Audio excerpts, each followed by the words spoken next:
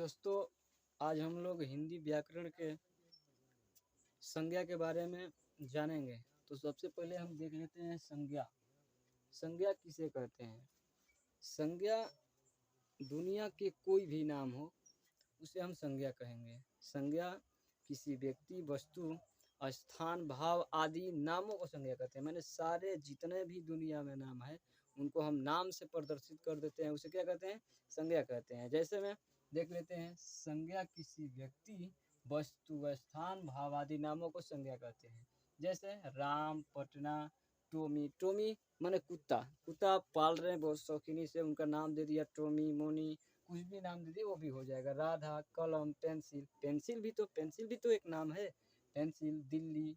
हाँ, अब दुनिया का कोई भी नाम आप ले लें वो सारे संज्ञा होंगे। अब देख लेते हैं संज्ञा के प्रकार, संज्ञा के भेद। संज्ञा संज्ञा 5 प्रकार के होता है। जैसे जातिवाचक संज्ञा। जातिवाचक संज्ञा को इंग्लिश में कॉमन नाउन कहते हैं। कॉमन नाउन कहते हैं जातिवाचक संज्ञा से हम किसी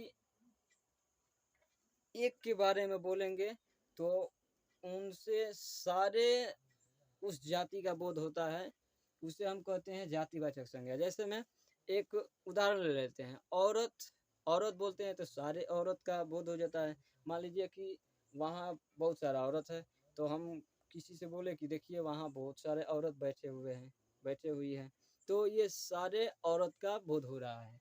एक चीज़ बोलने से सारे का बोध होता है। जैसे लड़की। लड़की बोलने से सारे लड़की का बोध हो जा रहा है।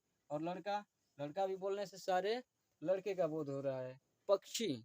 पक्षी बोलते हैं तो सभी प्रकार की पक्षियों का बोध हो जाता है। ठीक है, और आदि और भी हो सकता है। फिर देख लेते हैं व्यक्तिवाचक। व्यक्तिवाचक को इंग्लिश में कहते हैं प्रॉपर नाउन। प्रॉपर नाउन किसे कहते हैं? व्यक्तिवाचक संज्ञा से किसी खास व्यक्ति का, जिसका ज़्यादा नाम हो, खास व्यक्ति हो के, उन्हीं का खास व्यक्ति, वस्तु भी हो सकता है, जानवर भी हो सकता है, कुछ भी हो सकता है, लेकिन खास होना चाहिए। खास व्यक्ति का या खास जगह का बोध होता है, उसे कहते हैं व्यक्तिवाचक संज्ञा या प्रॉपर नाउन भी कहते हैं। जैसे रहीम, चांद, सूरज, ये सब तो खास ही नाम है ना। ये नाम ही है। चांद। चांद खास नाम है। सूरज भी खास नाम है। और पृथ्वी। पृथ्वी तो हमारा खास ही नाम है। और पटना। पटना तो हमारा राजधानी ही है, तो खास ही तो है नाम। अब देख लेते हैं भाववाचक संज्ञा। भाववाचक संज्ञा को अब्स्ट्रैक्ट नाउन कहते हैं। जैसे भाववाचक संज्ञा से हमें भाव का बोध होता है, भाव का गुण धर्म का बोध होता है, किसी पदार्थ का गुण धर्म का बोध होता है, उसे हम भाववाचक संज्ञा कहते हैं। जैसे हम किसी वस्तु को, वैसे पदार्थ को कहेंगे जिन्हें हम उनको छू नहीं सकते हैं, बल्कि उन्हें महसूस करते हैं। छूकर नहीं हम भाववाचक संज्ञा को पहचान सकते हैं, बल्कि हम महसूस करते हैं। देखिए सबसे अच्छा है ये हवा। हवा को हम देख पाते थोड़े हैं हम तो महसूस करते हैं। और हवा चलता है तो पेड़ पौधा का पत्ता भी हिलता है, तो हम महसूस करते हैं कि हाँ हवा चल रहा है। तो ऐसे लड़कपन। लड़कपन तो हम भी नहीं देख सकते हैं। और ईमानदारी। ईमानदारी भी हो सकता है। लंबाई। लंबाई भी हो सकता है। लंबाई को तो हम नाप कर देख सकते हैं, और उनको टच करके या कुछ भी करके। और भी हो सकता है तिताई, मिठाई, लंबाई, चौड़ाई, मोटाई, ये सब भी हो सकता है। तो अब देख लेते हैं चौथे नंबर समूहवाचक संज्ञा। समूहवाचक संज्ञा उन्हें कहते हैं जिन्हें समूह का बोध होता है। मान लीजिए एक हम उदाहरण लेते हैं, वहाँ बहुत सारा लड़कों का गिरोह माने एक इकट्ठा हुए हैं, तो उन्हें हम क्या कहेंगे? सारे लड़कों का समूह है वहाँ। सेना। सेना भी हो सकता है। देखिए लिखा हुआ है सेना, दल, सभा।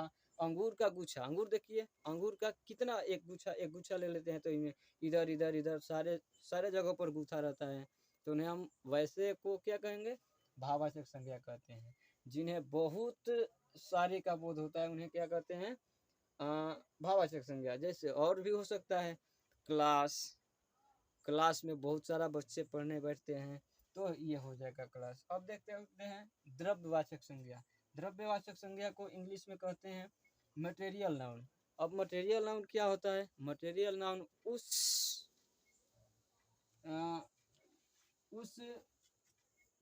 द्रव्यवाचक संज्ञा उन्हें कहते हैं जिन्हें हम किसी वस्तु को आसानी से नाप और तौल सकते हैं। नाप भी सकते हैं, तौल भी सकते हैं। मान लीजिए हमें इन्हें नापना है। मान लीजिए एक रेखा है, रेखा को नापना है तो हमें सेंटीमीटर में नापेंगे, और सेंटीमीटर नापेंगे तो ये द्रव्यवाचक संज्ञा हो गया। लकड़ी भी तो द्रव्यवाचक संज्ञा है, जिन्हें हम मान लीजिए कुछ बनाना ही होता है तो सेंटीमीटर से नाप कर या मीटर से नाप कर हम बनाते हैं। और पानी भी तो हम नापते हैं, लीटर में नापते हैं। लकड़ी, कोयला भी हम लोग तौलते हैं। सोना भी हम लोग तौल कर ही लेते हैं। तो ये सब जितने भी पदार्थ जिन्हें हम तौल सकते हैं या नाप सकते हैं उन्हें क्या कहते हैं? द्रव्यवाचक संज्ञा। तो चलिए दोस्तों, अब हम लोग अगले वीडियो में इन पांचों का परिभाषा के बारे में जानेंगे। तब तक के लिए गुड बाय।